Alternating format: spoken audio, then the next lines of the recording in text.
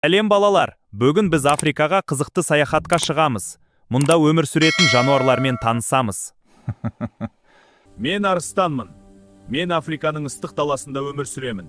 Мен жыртқыш аңмын және өте күштімін. Менің өткір тістерім мен тырнақтарым аң аулауға көмектеседі. Мен пілмін. Мен өте үлкен және ақылдымын. Менің ұзын тұмсығым бар. Онымен су ішемін, тамақ аламын және жуынамын. Мен зебрамын. Менің денемдегі жолақтарды көрдің бе? Бұл жолақтар мені күннің ыстығынан қорғайды және жыртқыштардан жасырынуға көмектеседі. Мен жирафпын. Менің мойным өте ұзын. Сол арқылы мен биік ағаштардың жапырақтарын оңай жей аламын.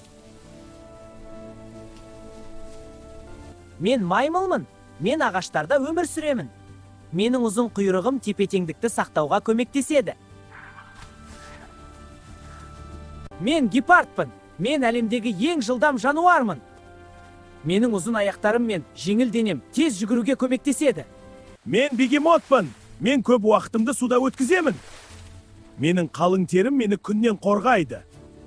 Мен крокодилмін. Мен суда өмір сүремін. Менің күшті жақтарым мен өткір тістерім бар. Мен буйволмын. Мен өте күштімін.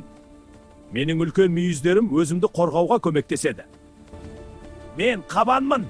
Менің өткір азу тістерім бар. Олар маған қорғануға көмектеседі.